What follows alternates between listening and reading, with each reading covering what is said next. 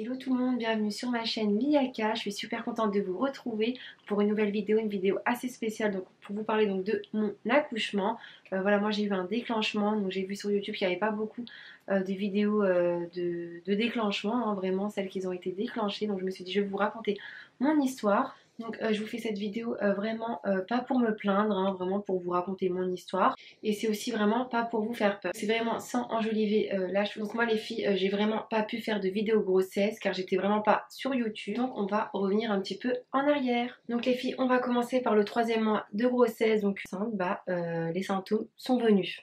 Donc je sais pas si c'est pareil pour vous, mais moi c'est tout de suite venu, bah voilà, je vomissais, je sentais des odeurs, par exemple du frigidaire, j'avais envie de vomir, voilà, c'était vraiment assez spécial. Donc les filles, cette vidéo, honnêtement, elle va être vraiment très très longue. Installez-vous tranquillement, prenez votre popcorn.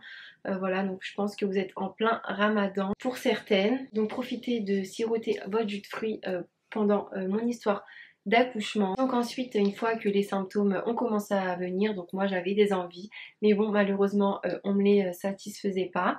Donc voilà, j'avais envie de par exemple de l'eau Volvic à la fraise, mais je n'ai pas pu, on n'a pas pu me satisfaire de mes envies, voilà. Donc du coup j'ai continué ma grossesse comme ça. Donc ensuite les mois sont passés, au bout du 4e mois, 5e mois, j'ai dû me séparer donc de mon conjoint, ça n'allait vraiment pas du tout, voilà, donc j'étais une femme battue, on va dire, oui c'est le mot, oui, une femme battue.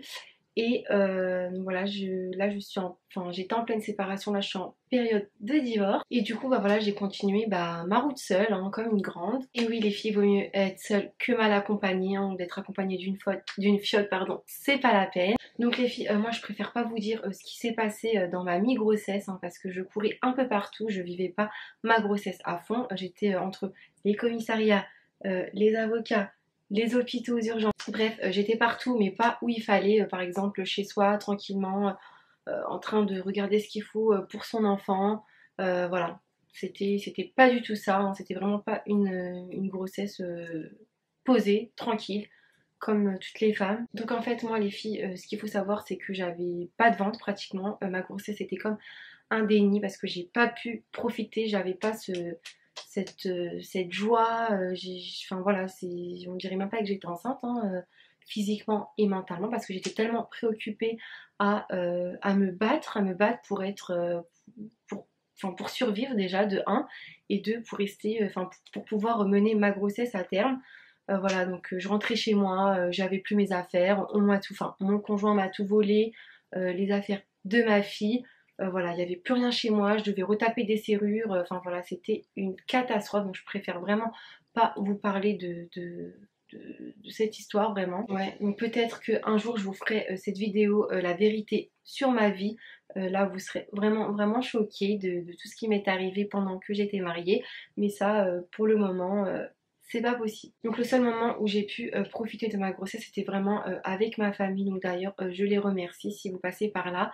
Je vous aime fort. Merci d'avoir été là pour moi. Les filles, c'est très important d'avoir votre famille, d'être entourée avec les bonnes personnes qu'il faut. Donc aussi, j'ai failli accoucher prématurément de Mila à 6 mois parce que j'avais beaucoup de stress, j'avais beaucoup mal au ventre. Voilà, j'ai failli perdre ma fille Mila hein, à 6 mois, mais heureusement, ça a été, hein, je me suis détendue, voilà, j'ai pensé à Mila, je me suis dit, il faut pas que je lâche. Hein, voilà, les problèmes, on les met de côté et on pense qu'à Mila. Et aussi parce que j'ai eu justice, on va dire que j'ai eu justice. Si j'aurais pas eu justice, hein, honnêtement, je pense que je serais au trou. Mais non, voilà, j'ai eu justice, je me suis accrochée, je me suis battue. Voilà, j'ai mis ma grossesse à terme. Et finalement, j'ai été déclenchée. Je pensais pas mettre ma grossesse à terme. J'ai été déclenchée. Mila était très très bien dans mon ventre. Je pensais vraiment accoucher au 4e mois, au 5e mois, au 6e mois, au 7e mois, au 8e mois. Et non, j'ai accouché à 40 ou 41 semaines, je sais plus qu'est-ce qu'on dit, mais vraiment au terme. Ça n'a pas été évident aussi le déclenchement parce qu'il faut que je vous parle du déclenchement aussi. Donc il faut que je vous parle de Mila aussi. Alors Mila pendant qu'elle était dans mon ventre, on la voyait pas. Donc sur les échographies à chaque fois on me disait qu'elle se cachait. Enfin voilà, on la voyait vraiment pas. Mais ça m'inquiétait un petit peu. À chaque fois on me disait qu'elle était cachée. Aussi, elle pesait pas beaucoup. Du coup, moi j'ai...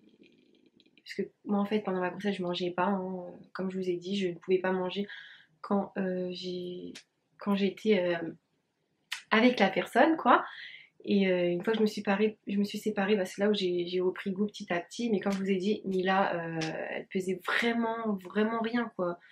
C'était vraiment choquant, quoi, hein, que de pas manger comme ça et que Mila soit si maigre comme ça. Enfin, voilà, heureusement qu'après, je me suis reprise en main et que voilà, je mangeais petit à petit. Et Mila est sortie très très bien, un bon bébé, une belle fille. Donc là, les filles, on va parler au terme de ma grossesse.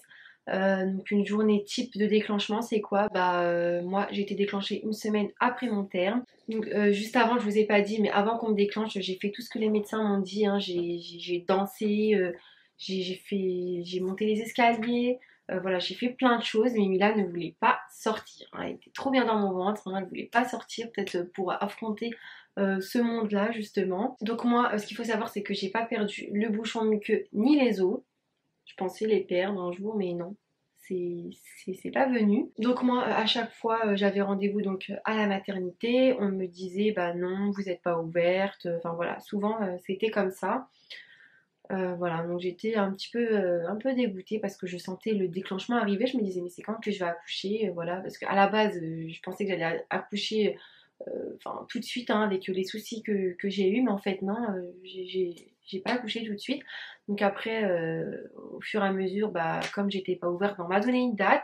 On m'a dit, voilà, si vous accouchez pas d'ici là, bah, vous revenez à telle date.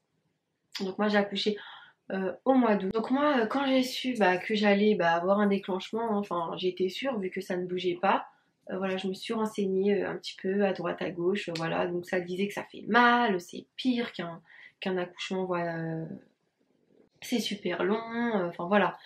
Et j'étais pas consciente, je pense, hein. Bon, moi j'étais ailleurs avec mes trucs, mais voilà, je me suis dit que non, peut-être pas, ça fait pas mal et tout et tout, et en fait, hein, c'est pire que tout, hein. Déclenchement, c'est une catastrophe, c'est horrible.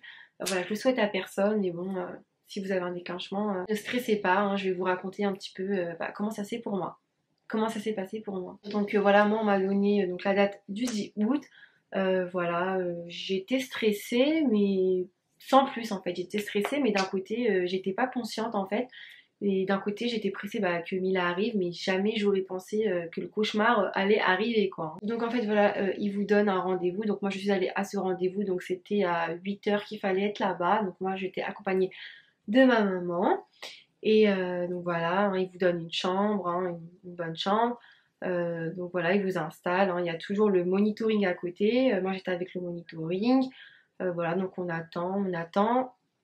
Et au bout d'un moment, ils vont bah, vous mettre soit un produit, donc voilà, il y a le monitoring, etc. On vous surveille et au bout d'un moment, bah, on va venir vous mettre un espèce de patch ou un son. Enfin, pour moi, c'était comme ça, hein, en bas, quoi. Ils vont vous mettre, je sais plus si c'est un produit ou des choses comme ça. Enfin bref, moi, c'était un truc qu'on vous a mis en dessous. Bref, c'est pas grave, en tout cas, on vous met un truc. Et bah voilà, hein, moi, bah, déjà quand on vous le met, ça fait super mal. Hein, je sais pas pour vous, hein, mais moi, ça m'a fait super mal. Et, et après voilà, le temps il passe, hein, vous êtes toujours sur surveillance, hein, on regarde qu'est-ce que ça donne si vous avez des contractions, etc. Alors pour moi, il y a eu des légères contractions jusqu'à 16 h. C'était vraiment léger, hein, je pouvais tenir le coup, voilà, il y avait vraiment pas de souci. Et arrivé en fin d'après-midi, quoi, vers 16 h, 17 h, ça commençait à être un peu chiant, enfin voilà, ça faisait mal, quoi, vraiment. Et arrivé 19 h, bah là, le cauchemar a commencé à arriver. Je sentais les contractions de malade. Donc, ce qu'il faut savoir, donc moi, j'ai quitté ma chambre. Hein, je marchais dans l'hôpital. Voilà, je faisais bah, les 100 pas hein, pour activer tout ça. Et bah, il y avait toujours rien. C'était normal. Et au bout d'un moment, je suis sortie. Donc, j'étais avec mon petit frère. Hein, mon petit frère qui était là. Et on est sorti. Donc, on faisait un tour dans l'hôpital. Et d'un coup, c'est pas, j'ai archi mal, j'arrive même plus à marcher. Mais même mon pied, j'arrivais même pas à le lever. J'ai eu trop mal en fait, ça m'a fait trop mal. J'étais là, je savais même pas. quoi faire, quoi dire que j'avais trop mal, vraiment. Mais franchement, toutes les minutes, j'avais une contraction. Elle allait de fort à très fort. Enfin voilà, c'est vraiment à partir de fin d'après-midi moyen, quoi. Ça, je pouvais tenir et après, catastrophe, quoi. Ça faisait vraiment trop mal.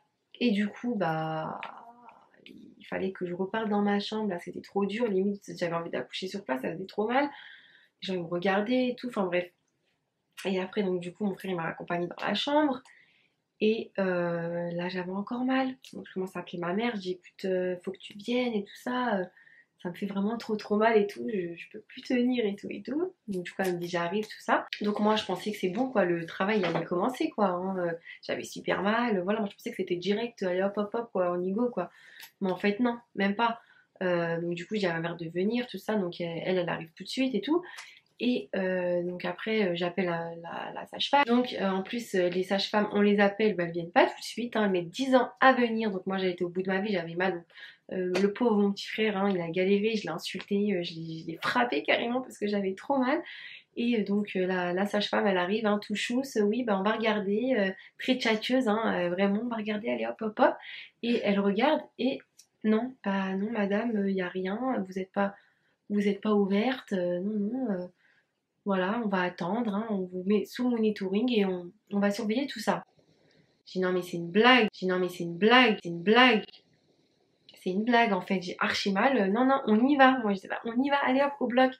Et elle a dit non, bah non, je reviens, je vais me donner.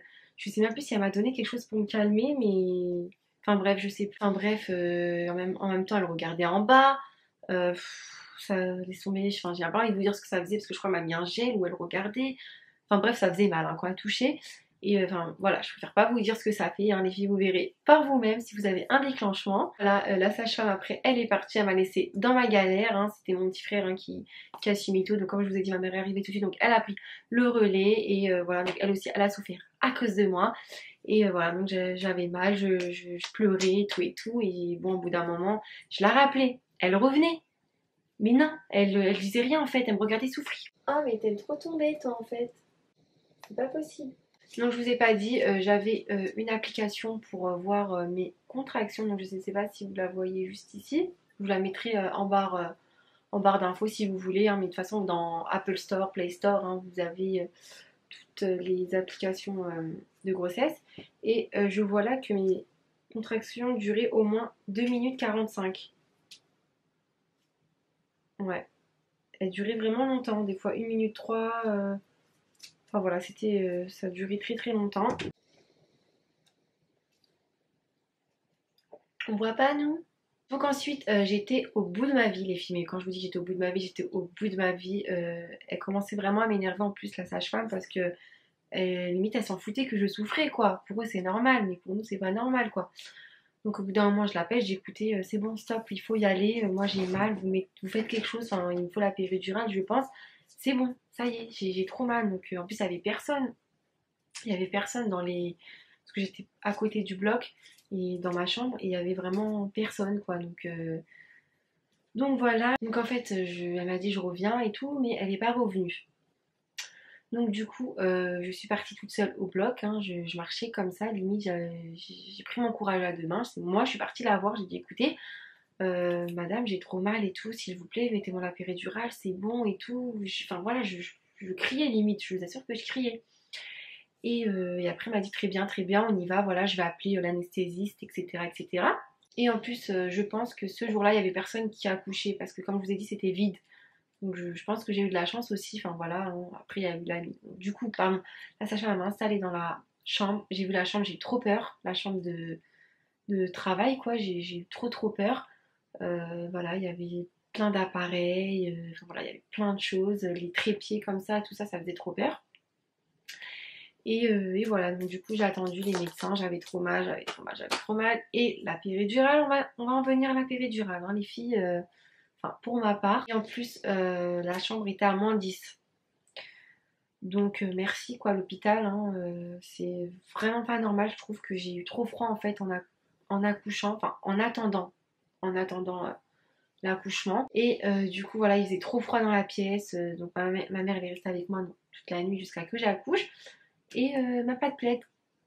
Non, vous trouvez ça normal que les sages-femmes ne vous donnent pas de plaid, hein. Moi j'étais en train de cailler, j'étais sur la table, hein, sur le bistouri et j'avais pas de plaid, j'avais archi froid. Ma mère la pauvre, elle était là et elle avait froid aussi. Enfin voilà, c'est n'importe quoi. Et en plus je suis tombée malade euh, pendant enfin pendant l'attente. Donc en plus dans le bloc, je suis tombée malade. Et Mila bien sûr, comme elle était dans mon ventre, elle est tombée malade.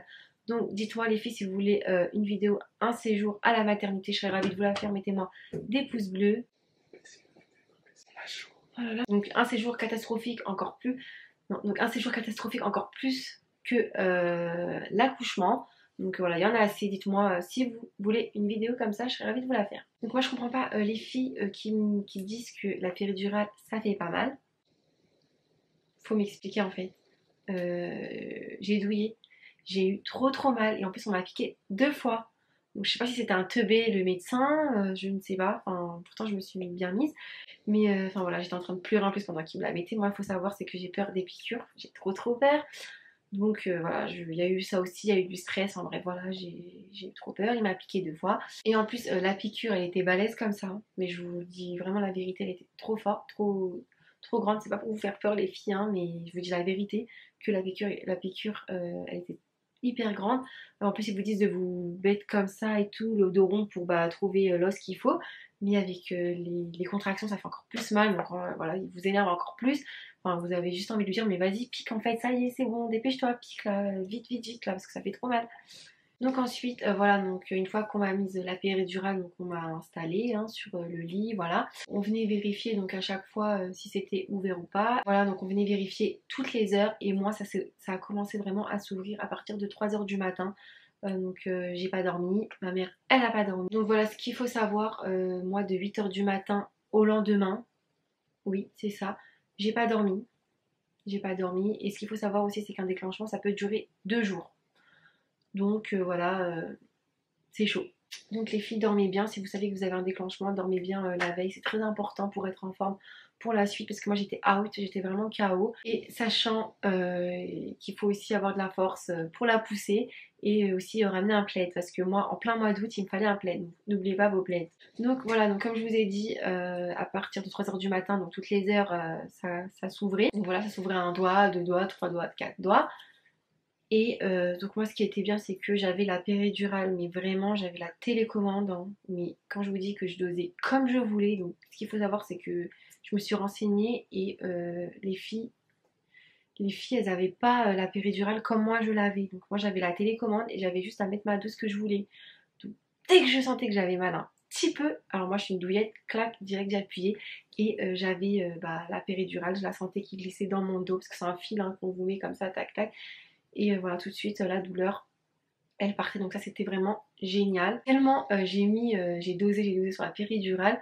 Au final, je ne sentais plus mon corps, hein. C'était vraiment très bien. Bon, après, je m'assoupissais. Enfin, je dormais pas vraiment. Je m'assoupissais parce que voilà, les femmes, les sages-femmes venaient vérifier.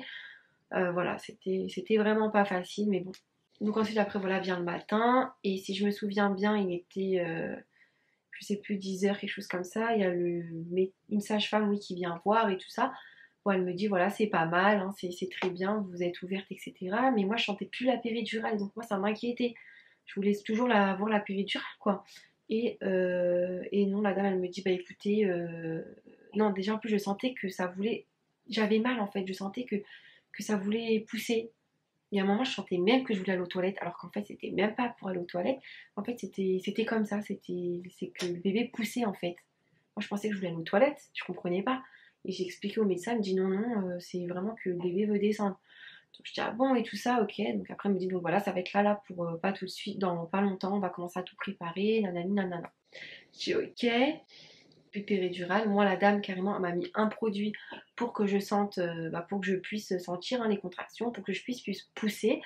Mais franchement, j'ai pas aimé ça, quoi. Ça m'a fait trop mal. C'était horrible, quoi. On m'a enlevé la péridurale, elle m'a mis un produit, ça m'a fait trop mal.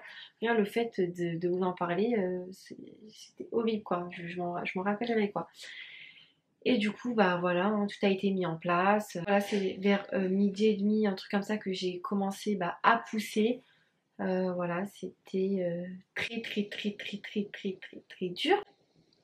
Vraiment les filles, je dis pas ça pour vous faire peur, hein, je vous assure, mais je vous raconte que moi ça faisait trop mal. Je sais qu'il y en a d'autres que non, ça faisait vraiment pas, mais moi c'était horrible. Déjà j'étais fatiguée, j'avais pas dormi, j'ai douillé toute la veille, enfin voilà. Donc en plus moi je savais pas très bien pousser, j'ai assisté qu'un seul cours de préparation à l'accouchement parce que comme je vous ai dit avec mes soucis j'avais le temps de rien faire, je me suis même pas occupée de moi.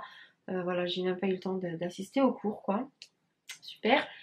Et donc voilà, donc les filles, c'est très important d'assister aux cours d'accouchement, hein, comme ça, où ils vont bien vous expliquer comment pousser. Un seul cours, pour moi, c'était pas suffisant. La preuve, je poussais et c'était pas assez. En fait, il fallait plus de force, mais j'étais tellement KO que voilà. Donc au bout d'un moment, je leur ai dit, écoutez, ouvrez-moi le ventre, en fait, tout simplement. On va au bloc, en haut là, je sais pas, on va au bloc et vous ouvrez, parce que je peux plus, en fait. Au bout d'un moment, j'étais à bout, j'ai tout donné et j'arrivais pas.